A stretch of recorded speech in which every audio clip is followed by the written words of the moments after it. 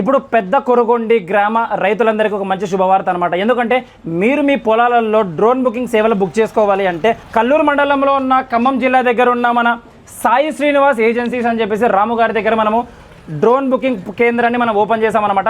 మన కల్లూరు మండలం చుట్టుపక్కల ఉన్న గ్రామ రైతులు ఎవరైనా సరే మన శ్రీనివాస ఏజెన్సీస్ దగ్గరకు వచ్చేసి మన రాము గారి దగ్గరికి వాళ్ళు డ్రోన్ సేవలని బుక్ చేసుకోవచ్చు అనమాట. సార్ మీకు క్వశ్చన్ అడగాలనుంది, ఈ రైతులకి ఈ డ్రోన్ సేవలు అనేది ఎంత వరకు యూజ్ అవుతుంది? చాలా అండి, ఇవాళ మ్యాన్ పవర్ చాలా కష్టంగా ఉంది దొరికే పరిస్థితిలో.